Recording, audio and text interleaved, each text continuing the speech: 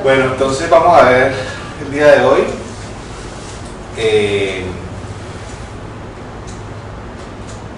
Vamos a hablar de monitoreo hemodinámica. Vamos a ver los pacientes que se benefician de un monitoreo hemodinámico adecuado, cómo interpretar las variables del monitoreo hemodinámico en los pacientes en estado de choque, y por último vamos a ver los diferentes tipos de tecnologías que hay actualmente, tanto desde el punto de vista del análisis de la onda de contorno del pulso, de modulación transpulmonar y lo último que hay en ultrasonografía. Entonces, a lo largo del tiempo que hemos observado, en los últimos 25 o 30 años ha habido un avance en todas las técnicas de monitoreo hemodinámico, como veremos a lo largo de la charla, y hemos también visto una evolución a cómo se han interpretado esos diferentes tipos de observaciones que se han dado a los diferentes tipos de monitoreo a lo largo del tiempo, y esa interpretación, qué intervenciones nos llevan a nosotros como médicos en el ambiente específico del anestesiólogo, del campo perioperatorio, del cuidado intensivo, qué hacer en relación a la interpretación de esos datos que nos da el monitor o que nos da la monitoría hemodinámica. Estos básicamente van a ser los objetivos del curso, que ya se los había dicho al principio. Vamos a hablar algo sobre definición de monitor y monitoría, vamos a ver los diferentes tipos de choque rápidamente, y por último, el tercer punto, vamos a conocer las diferentes tecnologías disponibles, y eso es lo que vamos a hacer énfasis durante toda la charla. Entonces, primero definimos qué es monitorizar. Entonces, monitorizar es hacer observaciones repetidas y continuas de las funciones fisiológicas del paciente. ¿Listo? Y con esas observaciones repetidas, pues hacer un análisis respectivo para tomar una intervención terapéutica como tal. Entonces, tenemos niveles de monitoría. ¿Listo? Tenemos un nivel de monitoría básica, que yo creo que ese debería ser el estándar, por lo menos como mínimo, de todo paciente de cuidado crítico. Y ya desde el punto de vista de los anestesiólogos los tenemos muy claros: el electrocefalograma, el electrocardiograma, la presión arterial no invasiva, la saturación arterial de oxígeno y el CO2 expirado. Y a partir de ahí viene una serie de tecnologías que se van volviendo más complejas, tanto por el monitor a utilizar como por los análisis que vamos a realizar de estas diferentes técnicas con su respectiva interpretación. ¿Quiénes tienen indicaciones de monitoría? Pues todos los pacientes que están con déficit en el aporte de oxígeno, o sea, una disminución en la perfusión tisular. Entonces tenemos todos los estados de bajo débito cardíaco. Pero no solo los pacientes son los que debemos de monitorizar, también hay unos pacientes que, si bien todavía no están en estado de hipoperfusión tisular, por sus comorbilidades son muy susceptibles de llegar de una manera rápida a este estado. Entonces tenemos que evitar que lleguen de una manera temprana a estado de hipoperfusión tisular, o que van a ser sometidos a un estrés quirúrgico elevado, o sea, cirugía cardíaca mayor, cirugía de neuro, cirugía abdominal mayor. Todos estos pacientes se van a beneficiar de un monitoreo hemodinámico un poco más fino y más estricto. Entonces vamos a la historia. ¿Cómo hemos avanzado en cuanto a las monitorías? Entonces tenemos inicialmente el doctor Shoemaker, que mostró que llevar los pacientes a metras supranormales en su estudio de pacientes postquirúrgicos, él cogió 3 grandes grupos, uno los analizó con PVC, otro los analizó con SWAR. Esos 2 grupos le puso metas hasta el momento que eran las estándares de manejo, y el tercer grupo lo realizó con SWAR y llevándolo a metas supranormales, o sea, índices cardíacos y gastos cardíacos elevados para el estándar. Y él mostró que había una mejoría en la sobrevida de los pacientes, pero posteriormente se analizó el estudio y mostró varias deficiencias, sobre todo en la aleatorización de los pacientes, ¿listo? Y en el manejo de los pacientes como tal. Algunos se dieron cuenta de que habían sido manejados de una manera tardía, o sea que eso pues dañó todo desde el punto de vista del estudio, desde el punto de vista epidemiológico. Pero lo que sí mostró es que la observación continua y repetida de los datos llevaba a una intervención rápida de estos pacientes. ¿Listo? Antes de continuar, que de pronto se me pasó cuando estamos hablando de la definición de monitoría, ¿cuál es el monitor? ¿Cuál es el monitor ideal? Pues el monitor ideal es el que sea exacto, ¿listo? ¿Y que es exacto? Pues que el dato que nos dé sea fiable con lo que realmente está pasando en el paciente y que sea preciso, o sea, que tenga una correlación en esas mediciones del tiempo, ¿listo? Que no vaya a tener una variabilidad de datos muy grande, una dispersión de datos muy grande, porque si no, no nos va a servir para evaluar adecuadamente al paciente. Posteriormente, en la década pasada, llega el doctor Rivers y muestra su clásico artículo de la temprana dirigida por metas, y esa temprana dirigida por metas que debe ser antes de las 6 horas. Inicialmente él quería mostrar la utilidad de la saturación venosa, por eso ustedes van a tener un grupo que tiene saturación venosa y otro grupo que no la tiene durante la valoración. En uno va a 130 pacientes y en el otro van 133 pacientes, con la saturación venosa donde va a 130 pacientes, y ahí evalúa y define que el paciente reanimado de una manera temprana durante las 6 primeras horas, tomando los parámetros de presión arterial media y gasto urinario, PV6 y saturación venosa, le va mucho mejor, hay una disminución en la mortalidad.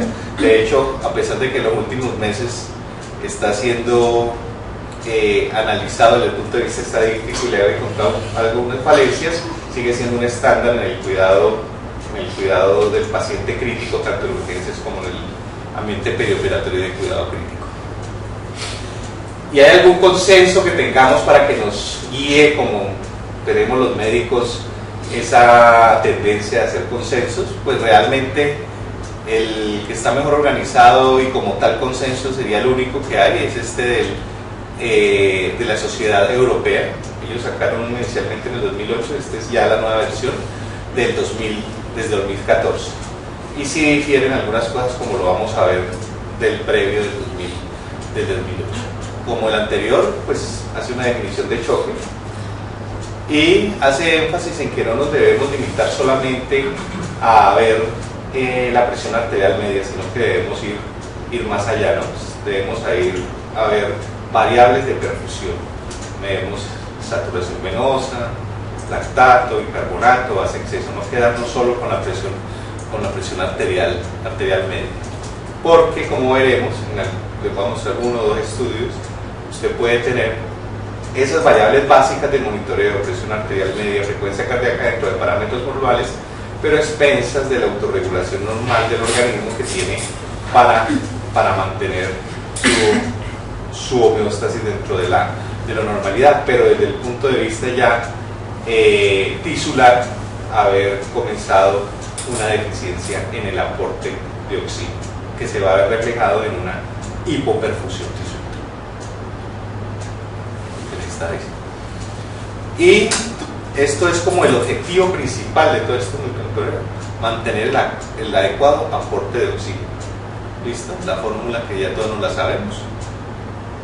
Y lo que debemos evitar es que nuestros pacientes de cuidado crítico no lleguen a este punto en el cual va a ser muy difícil que el aporte de oxígeno mejore el consumo. Aquí es la línea donde observamos que el consumo de oxígeno va a ser independiente del aporte, o sea, si hay una disminución del aporte de oxígeno, el consumo se mantiene, pero cuando hemos agotado todos esos mecanismos de autorregulación, va a ver que si no hay un aporte adecuado, o sea, no mejoramos el aporte de una manera temprana, pues vamos a llegar en este punto de la gráfica de aporte y consumo de no retorno. Entonces van a ser esos pacientes que ustedes van a ver en la UCI con nora, vasopresina, dobutamina, llenos de líquidos, y se nos eterniza en la UCI y al final los resultados pues no son los que esperábamos, ¿no? ¿Por qué no hicimos una reanimación temprana? No analizamos al paciente antes de llegar a este punto. Entonces, por lo general nos encontramos en estos escenarios clínicos, tanto desde el punto de vista perioperatorio del paciente de urgencia o del paciente cuidado crítico. Los diferentes tipos de hipoperfusión reflejados en los estados de choque. ¿Listo? Simplemente aquí para recordar la clasificación de choque y sus características en relación a la pre-poscarga y a la función ventricular. Entonces, ¿cómo debemos monitorizar a los pacientes inestables o con comorbilidades que lo van a llevar rápidamente en estado de hiperfusión o nuestros pacientes en estado de choque? Volvemos al consenso que les decía, es el único como que tenemos de una manera desde el punto de vista de la evidencia que nos recomienda. En relación al 2007 hay varios cambios. Definitivamente los pacientes en que no tengamos claro el estado de choque se benefician de ultrasonido y de análisis ecocardiográfico de la función ventricular. También nos dice que las variables dinámicas se deben usar para la valoración de la precarga sobre las variables estáticas, y eso lo definiremos en las siguientes diapositivas. Podemos, en los pacientes que tengamos duda de su estado de choque, oponer sistemas de termodilución como el PICO o el nuevo sistema de Edwards, o en su defecto poner un catéter de Swan-Ganz. O sea, ya no lo discriminan tanto como lo hacía la guía del 2007. Entonces hay bastantes cambios, los invito a que las lean. Aquí está la referencia. Entonces no nos podemos quedar en estas variables como básicas y clínicas, que eran las que siempre teníamos en la valoración del paciente, más en estos pacientes en estado de choque. Por lo que les estoy diciendo, porque todos esos mecanismos de autorregulación nos pueden mantener estas variables dentro de parámetros relativamente normales, pero el paciente ya está en estado de hipoperfusión tisular. ¿Listo? Y entonces el organismo, ¿qué es lo que realiza con esta regulación? Pues lo que él quiere es mantener ese adecuado aporte de oxígeno desde nuestras vías aéreas superiores que lo tomamos hasta llevarlo a la mitocondria. ¿Listo? ¿Y cómo hace el organismo? Pues hace sus respectivos ajustes a nivel del gasto cardíaco y a nivel de la presión arterial para mantener esa perfusión tisular, pero hasta un momento en que definitivamente la presión arterial y el gasto cardíaco van a estar totalmente disminuidos y la autorregulación no va a alcanzar a mantener esa demanda metabólica. Entonces ahí es donde intervenimos nosotros con nuestro monitoreo, ya sea monitoreo hemodinámico, monitoreo de la perfusión. Lo ideal es que tengamos ambos tipos de monitoreo de nuestros pacientes críticos para realizar las respectivas intervenciones, ya sea volumétricas, de vasoactivos, inotrópicos, y mejorar los desenlaces, mejorando el gasto cardíaco y la presión arterial. ¿Listo? Estas como las herramientas que vamos a tener para mejorar estas variables, y estos son los objetivos que nos tienen que tenemos que tener en nuestra mente: perfundir adecuadamente todos los tejidos. ¿Listo? No es llevar el gasto cardíaco a números, sino que ese gasto cardíaco sea el adecuado para mantener una adecuada perfusión tisular. ¿Listo? Aquí en la gráfica está mejor explicado lo que les he venido diciendo en cuanto a las variables básicas de presión arterial media, saturación, las variables clínicas que vemos. Y es que por lo general, cuando hemos tenido una pérdida de la volemia entre el 10 y el 20%, siendo un promedio del 15%, estas variables por lo general siempre van a estar dentro de los parámetros estables.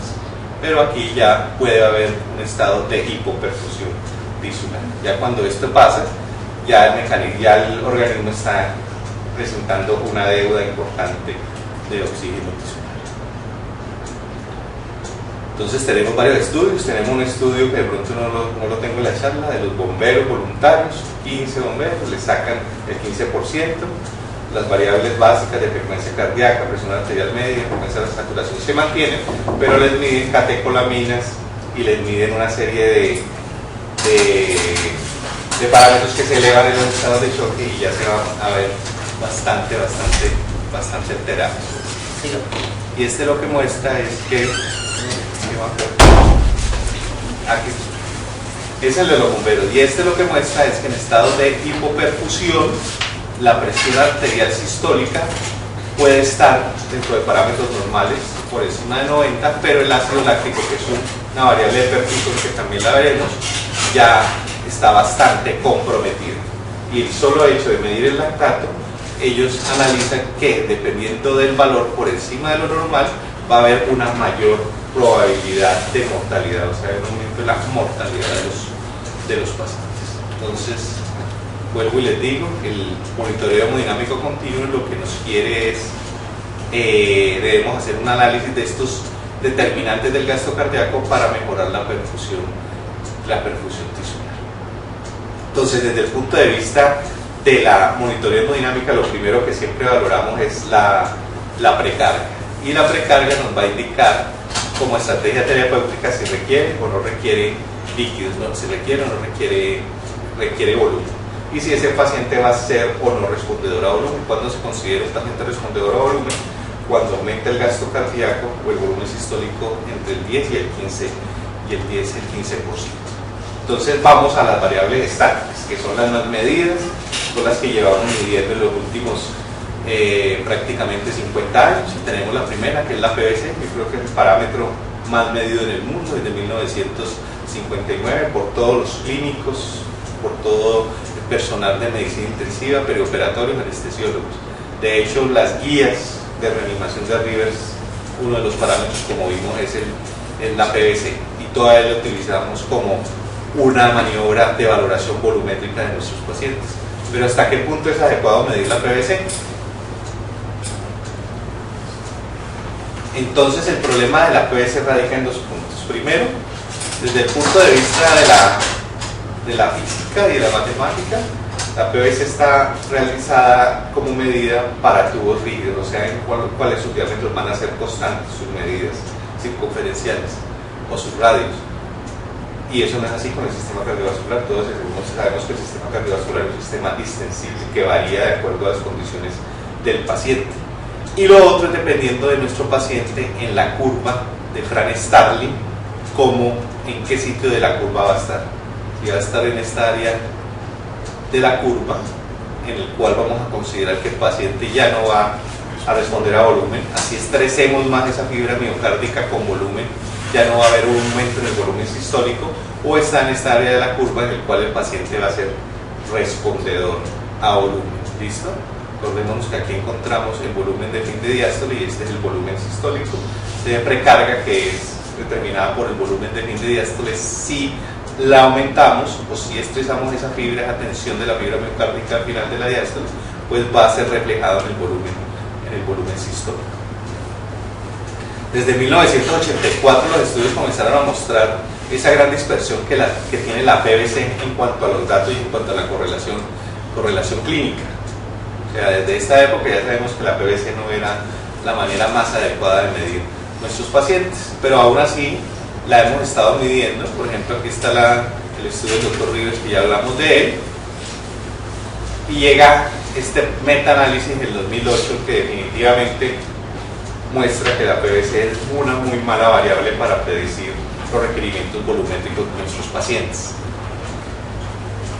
Estos son los estudios que tienen el metaanálisis, y miren el área bajo la curva de esos estudios por debajo de 0.8, en el cual desde el punto de vista estadístico pues es muy malo la correlación del dato con la correlación clínica del paciente. Y eso lo vuelve a corroborar en el 2013 el mismo doctor Paul Marie, hace un nuevo metaanálisis, y miren el título del estudio: ¿por qué seguimos haciendo esto si sabemos que la PVC no es el adecuado método de medir los pacientes desde el punto de vista volumétrico? ¿Listo? Y la otra medida estática, la valoración de la cuña en el catéter nasal gas. pues va a tener el mismo problema de la PVC. Muy mal predictor de volumen, las dos se correlacionan más o menos directamente bien, pues son variables estáticas, pero desde el punto de vista de los requerimientos volumétricos están muy limitadas. ¿Listo? Bueno, aquí para recordarles nuevamente, entonces la fase dependiente de la precarga y la fase independiente de la precarga. Esto es un individuo normal, pero muchas veces nos encontramos en nuestra práctica clínica con individuos en que no van a tener esta curva normal, sino que van a tener individuos con disfunción ya ventricular. Entonces aún más va a ser más difícil desde el punto de vista volumétrico con estas variables estáticas ver los requerimientos de nuestros pacientes, porque la pendiente pues va a ser más pequeña. ¿Listo? O sea, esta área donde vamos a impactar se va a reducir bastante. Entonces vemos ya las medidas estáticas desde el punto de vista clínico muy limitadas, ¿listo? Por todo lo que ya dijimos. Vamos a ver las variables dinámicas. Comenzamos con el famoso delta PP del doctor Michaud, en el cual hay una condición que hace que la variabilidad de la onda de pulso se vaya a alterar. Específicamente la condición en pacientes en ventilación mecánica. Entonces tenemos un paciente en ventilación mecánica, aquí es una curva de presión tiempo en la vía aérea, y este es la onda de contorno de pulso, cómo se comporta en ventilación mecánica. Entonces sabemos que en ventilación mecánica los venas cavas se distienden y el retorno venoso disminuye, ¿listo? Hacia el corazón derecho. Eso se va reflejado también en una disminución en el volumen sistólico del corazón izquierdo. Eso se va reflejado en la fase inspiratoria, o sea, en el momento en que damos esa presión en la fase inspiratoria, pero desde el punto de vista del monitor se nos va a ver reflejado en la fase inspiratoria, porque tiene que haber un tránsito pulmonar para que se vea reflejado en el monitor. Si le colocamos volumen y esta variabilidad mejora, podemos definir que es un individuo que va a responder a la administración de líquidos. ¿Listo? Esta es la fórmula del delta PP. Tomamos el pico máximo de la onda menos el pico mínimo, luego hacemos un promedio de los dos y eso nos va a dar el dato del delta PP. Desde el punto de vista estadístico vemos que tiene una área bajo la curva de 0.94 comparadas con las medidas estáticas que veíamos anteriormente, que están por debajo de 0.8, o sea que la variación de la presión de pulso es un buen predictor para definir los requerimientos volumétricos de nuestros pacientes. ¿Y la BBS dónde queda? La BBS va a ser una que vamos a ver con los nuevos dispositivos mínimamente invasivos. También tiene una muy buena correlación desde el punto de vista estadístico, 0.94 en el área bajo la curva. Y aquí, para comparar las medidas estáticas con las medidas dinámicas, que definitivamente son más adecuadas para orientar los requerimientos volumétricos de nuestros pacientes. Llegan los doctores Monet con esta valoración en relación a la elevación pasiva de las piernas. Entonces, ¿qué realizan ellos? Toman los individuos, hacen un análisis del flujo aórtico, les realizan una elevación de las piernas, miden ese flujo aórtico y ven que los individuos respondedores a volumen van a tener un aumento del flujo aórtico. Vuelven a la normalidad y posteriormente hacen una elevación con un bolo de 500 centímetros de solución salina, y esos individuos responden a volumen. Se correlaciona el que respondió a volumen con la elevación de las piernas con el que posteriormente le colocan el bolo de cristaloides.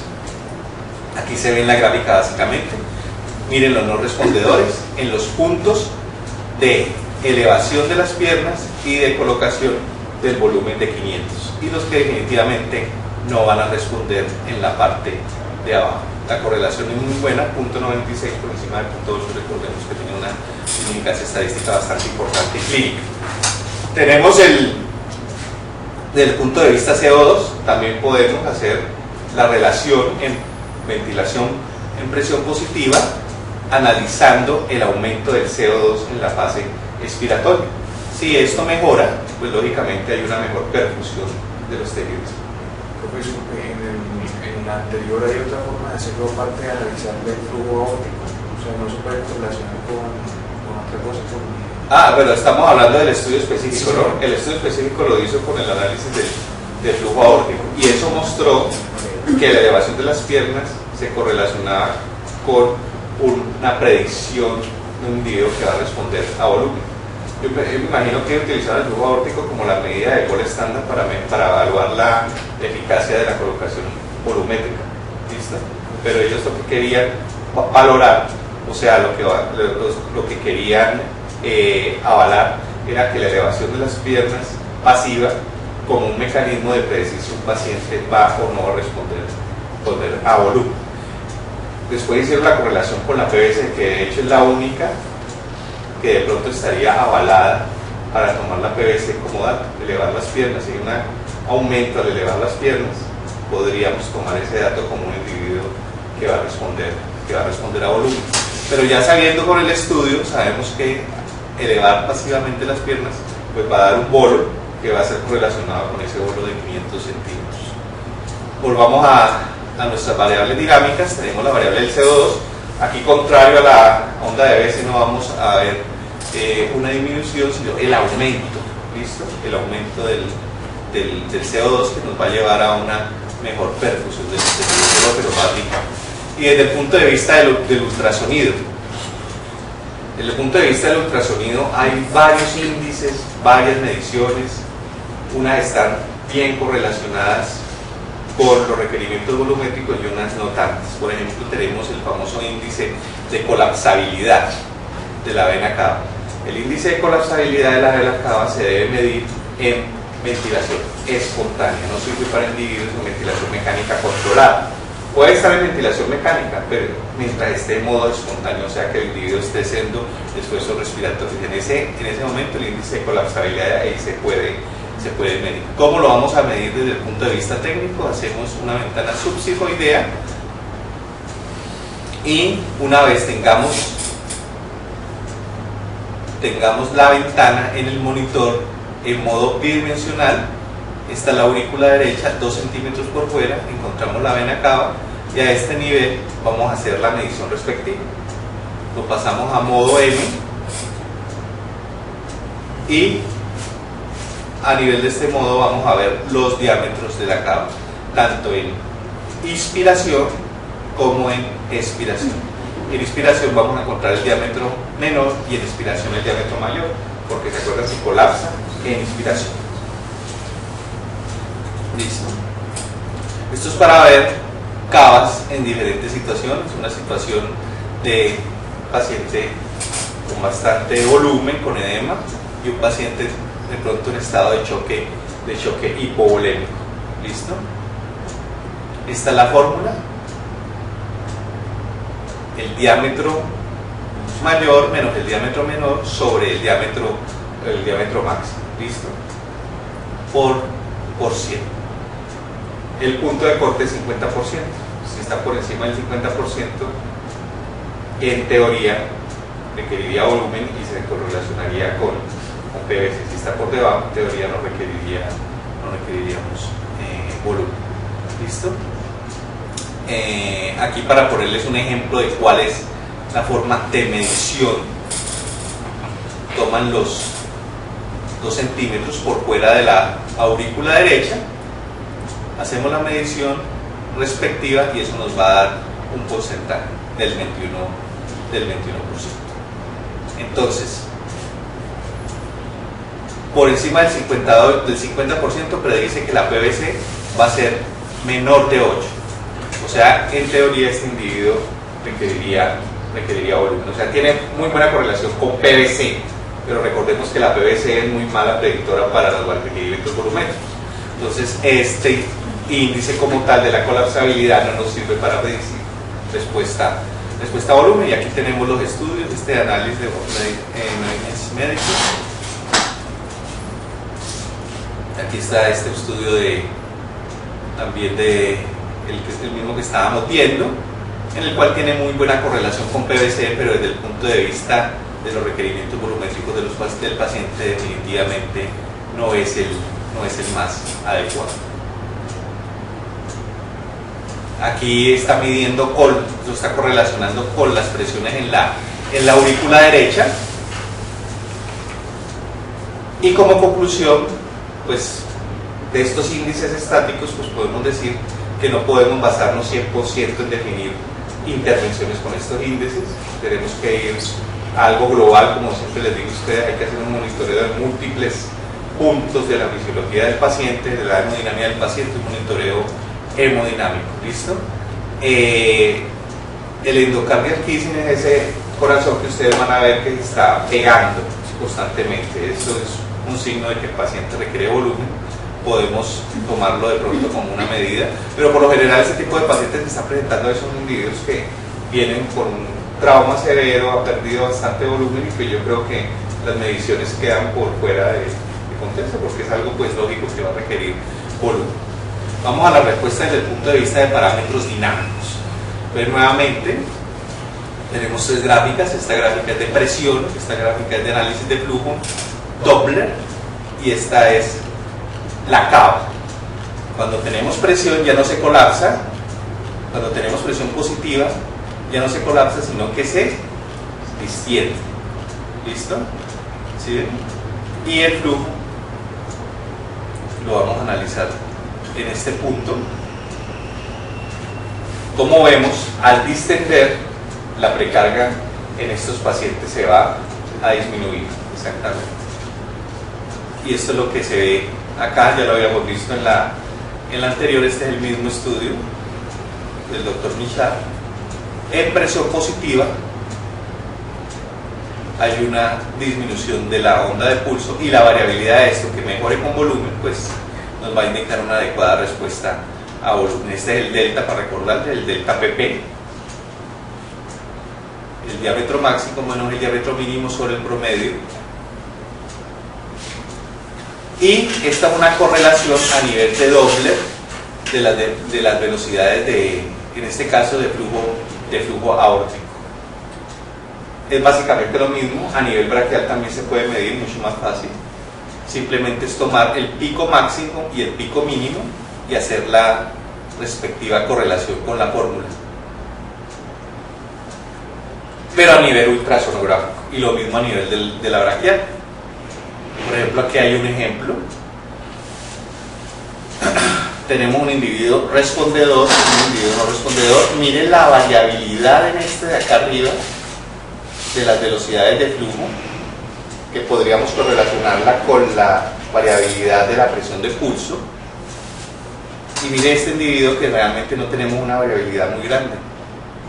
Le ponemos la infusión de volumen y mire la variabilidad cómo mejora, lográndose mejorar el índice de volumen sistólico en un 15%, y esta variabilidad que aquí veíamos que no estaba tan acentuada, mire que definitivamente no hay ningún cambio.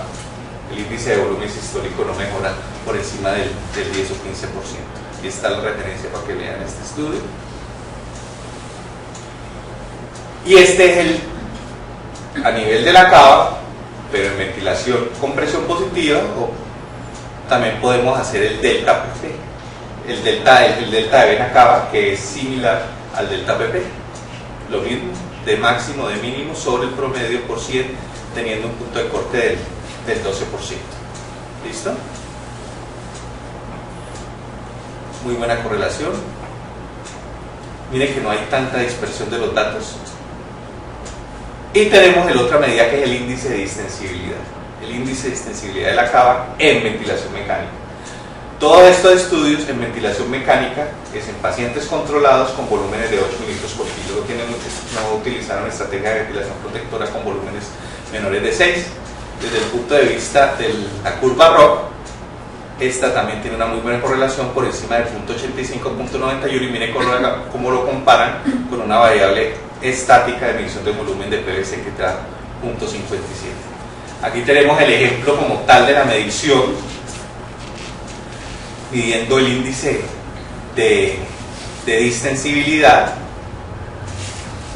acá arriba, con un índice de distensibilidad de 0%, menor o igual a 18. O sea, si está mayor de 18 el individuo respondedor a volumen. Este está por debajo de 18, 0%. Lógicamente, el índice cardíaco que está en 2.3, al aplicarle volumen se va a mantener en 2.3, no va a haber ningún cambio. Pero miren en el de abajo, un índice de distensibilidad de la cava por encima del 18%, en este caso les dio el 95%, con un índice cardíaco de 1.8 litros por minuto por metro cuadrado, miren cómo sube a 2.6. ¿Listo? Entonces son variables dinámicas que nos pueden servir bastante para nuestra valoración volumétrica del paciente. Entonces, en cuanto a los índices dinámicos, velocidades de flujo de la aorta, de la braquial, el delta de la vena cava y el índice de distensibilidad de la vena cava con sus respectivos puntos de corte. ¿Listo?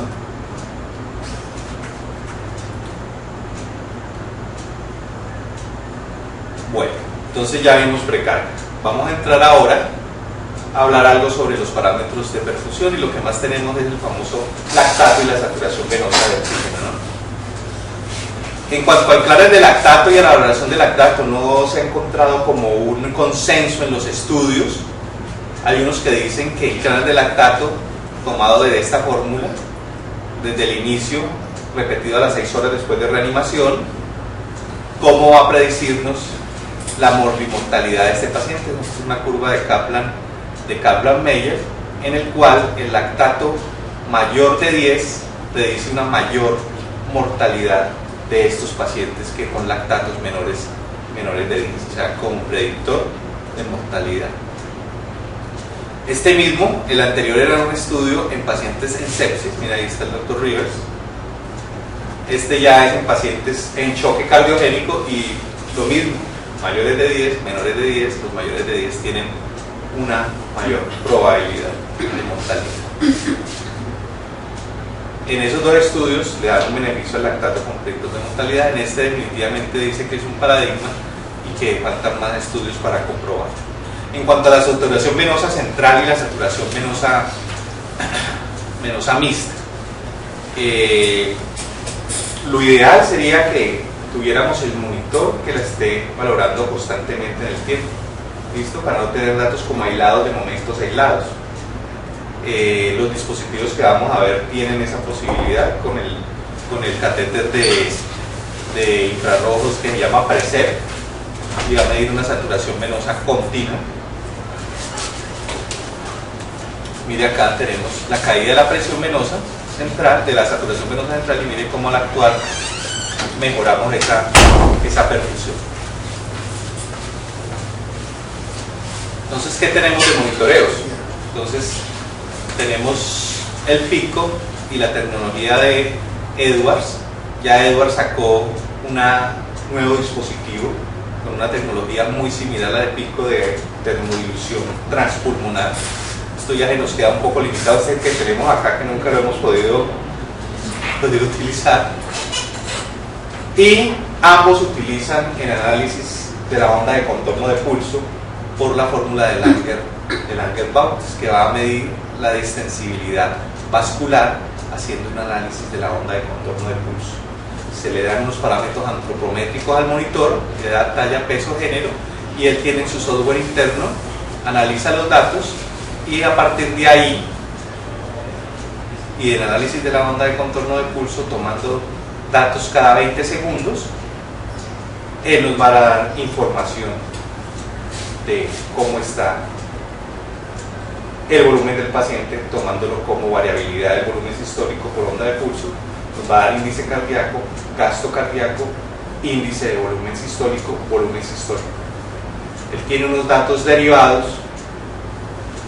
Si le damos PVC, nos va a dar índice de resistencias vasculares sistémicas, y si le damos los datos de hemoglobina y saturación, pues nos va a dar los parámetros de aporte de oxígeno y de consumo de oxígeno. En cuanto a la tecnología de termodilución, es un poco más invasiva. El anterior, el Vigileo, solo necesitas una línea arterial, ¿listo? En la primera fase de Vigileo, preferiblemente radial, ya la segunda ya se podía colocar femoral. No necesita ser calibrado, pero el sistema de PICO, que en la casa de Edwards es el EB1000, ya requiere de calibración y va a requerir de dos catéteres, un catéter venoso central y un catéter a nivel arterial para que mida el paso a nivel transpulmonar y así definir el gasto cardíaco por termodilución transpulmonar. Acuérdense que el gasto cardíaco por Swan tiene el principio de la termodilución, la diferencia de temperatura. Pero usted pues solo necesitaba solo la sonda de Swan-Ganz, ¿no? Aparte de eso, podía medir la saturación venosa mixta, ¿no? Por la fórmula de Stuart Hamilton. ¿Listo? Tenía que tener la temperatura al inicio y luego él analiza el cambio de esa temperatura en el tiempo. Si la velocidad del cambio es muy corta, pues va a tener un individuo en hiperdinamia, y si esa velocidad de cambio se hace bastante prolongada en la curva, pues va a tener un individuo muy probablemente con hipodinamia. ¿Listo?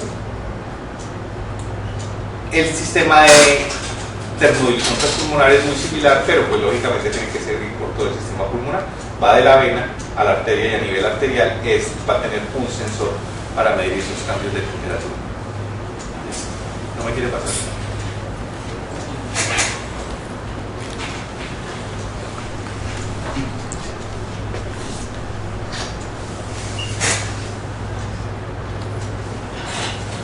Esto es para ver las diferencias de pico.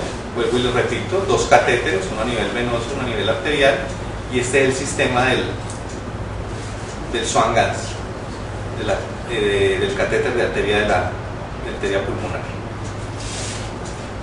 ¿Qué ventajas tienen estos sistemas de termodilución transpulmonar? Que nos pueden medir el agua extrapulmonar. Eso es bien importante, ¿por qué? Porque nos puede ayudar a diferenciar un edema por alteración en la presión hidrostática, cardiogénico de un edema por alteración en la permeabilidad capilar, la paciente en sepsis.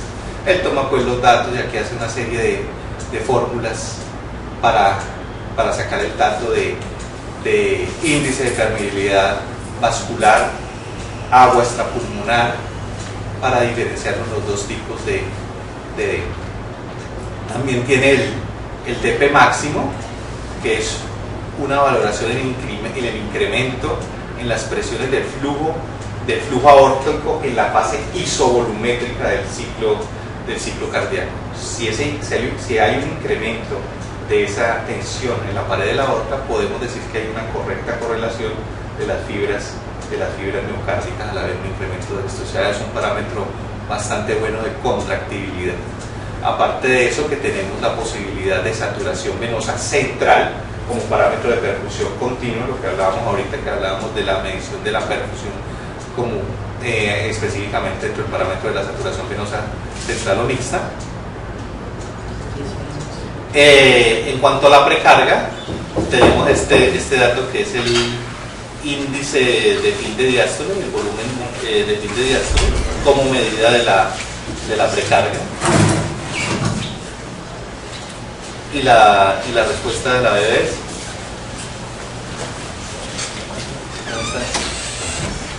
al igual que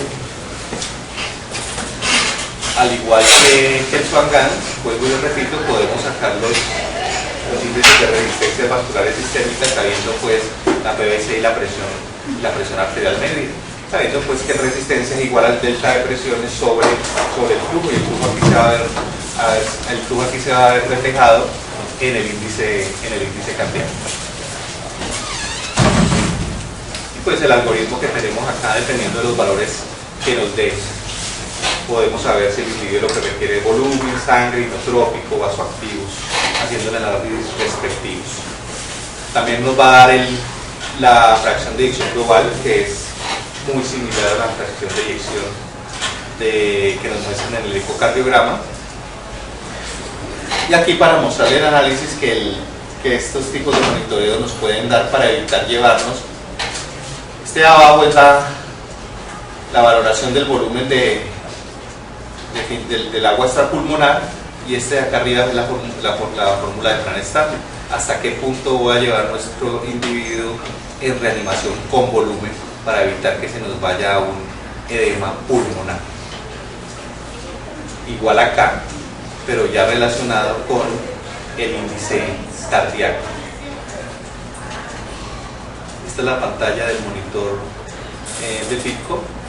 Este es el vigileo que tenemos básico de acá. Vuelvo y les repito, ya esta tecnología sacaron un nuevo que básicamente tiene la misma tecnología de termodilución del pico, o sea que reemplazó esta monitoría solo basada en la onda de contorno de pulso. Como la morfología de la onda también nos puede indicar aumento de resistencias o distensibilidades aumentadas y disminuidas del individuo. Y esta es la pantalla del nuevo vigileo con valoración del agua extrapulmonar. Aquí nos puede ayudar a indicar si el individuo es un requerimiento de volumen relacionado con la fórmula de Fran-Stahl. Bueno, ya quedó revisado lo que les faltaba. Gracias.